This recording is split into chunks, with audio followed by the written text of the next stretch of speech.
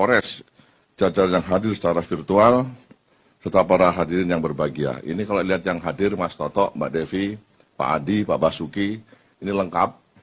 Jadi ini kita FGD dihadiri oleh Polda dan Polres jajaran yang ada korelasinya dengan tema yang diangkat FGD hari ini. Mengawali sambutan ini, marilah kita panjatkan puji syukur kepada Tuhan Yang Maha Kuasa atas berkat limpahan rahmat dan karunia-Nya, kita diberikan kesempatan untuk berjumpa dalam waktu yang penuh bahagia dalam kegiatan dialog publik dengan tema kemerdekaan pers dan perlindungan jurnalis. Semoga kegiatan ini dapat bermanfaat bagi bangsa yang kita cintai ini.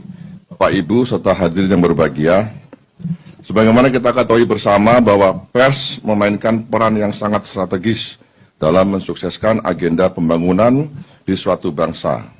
Karena pers menghadirkan berbagai informasi dan kritik sebagai kontrol sosial dalam mengawal pembangunan tersebut. Di samping itu, rencana maupun implementasi dari program-program pembangunan perlu disosialisasikan agar diketahui dan mendapat dukungan dari masyarakat. Pers di tahun politik saat ini harus mampu menempatkan diri sebagai pers yang berkeadilan, baik untuk partai politik maupun peserta pemilu, dan tidak berlaku sebaliknya, yaitu sebagai sumber gaduh yang dapat memicu perpecahan dan pada akhirnya akan menimbulkan gangguan Kamtibmas. Undang-Undang Republik Indonesia Nomor 40 Tahun 99 tentang pers pada pasal 6 dijelaskan bahwa terdapat 5 peran pers dari pers nasional, yakni 1. Memenuhi hak masyarakat untuk mengetahui. 2. Menegakkan nilai-nilai dasar demokrasi, mendorong terwujudnya supremasi hukum dan hak asasi manusia serta menghormati kebinekaan.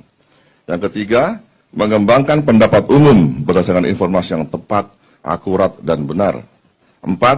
Melakukan pengawasan, kritik, koreksi, dan saran terhadap hal-hal yang berkaitan dengan kepentingan umum. Yang kelima, memperjuangkan keadilan dan kebenaran. Sebagai pilar demokrasi, eksistensi pers dalam mengawal pembangunan bangsa tidak hanya berada pada jalan yang mudah, namun jalan yang berliku dan terjal tidak jarang dijumpai oleh insan pers itu sendiri sebagai konsekuensi dari pencarian berita yang tidak jarang berhadapan dengan kepentingan-kepentingan tertentu. Berkaitan dengan kondisi tersebut, maka dalam pasal 2 pada Undang-Undang Pers ditegaskan bahwa kemerdekaan pers adalah salah satu wujud kedaulatan rakyat yang berasaskan prinsip-prinsip demokrasi, keadilan, dan supremasi hukum. Untuk itu, kemerdekaan pers dijamin sebagai 1. Hak asasi warga negara. 2. Terhadap pers nasional tidak dikenakan penyensoran, pemberedelan, atau pelarangan penyiaran. Yang ketiga, untuk menjamin kemerdekaan pers, pers nasional mempunyai hak mencari, memperoleh, serta menyebarluaskan gagasan dan informasi. Yang keempat, hak tolak sebagai bentuk pertanggungjawaban pemberitaan. Bapak, Ibu, saudara hadirin yang berbahagia, sejalan dengan isu kemerdekaan pers, jaminan terhadap kebebasan pers memiliki kausalitas dengan perlindungan jurnalis pada konteks Indonesia. Hasil asesmen menyebutkan bahwa tingkat kekerasan terhadap jurnalis dapat dikategorikan merisaukan berdasarkan data yang dihimpun Aliansi Jurnalis Independen Indonesia. Jumlah kekerasan per tahun masih di atas 40 kasus, di mana sebagian besar terjadi saat jurnalis melakukan peliputan maupun setelah karya jurnalisnya terbit.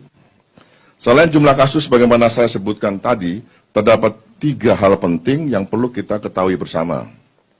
Pertama, meningkatnya serangan digital terhadap jurnalis mulai dari menyebarkan informasi pribadi jurnalis hingga serangan cyber yang terjadi akibat banjirnya jaringan internet oleh fake traffic kepada situs perusahaan media.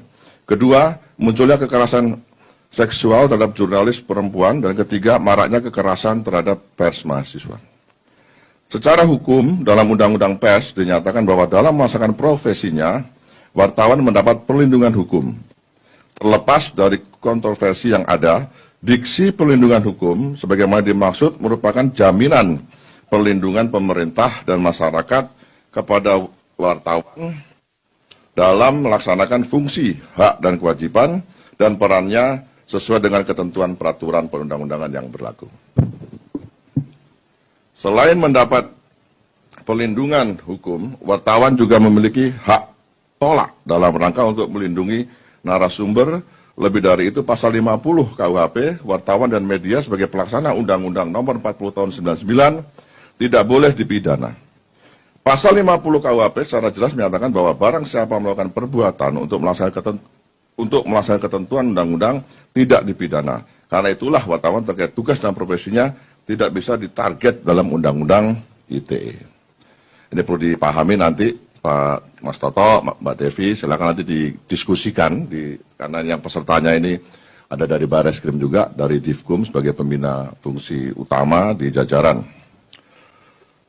Mudah-mudahan acara ini dapat berlangsung dengan lancar. Saya minta peserta FGD kita di sini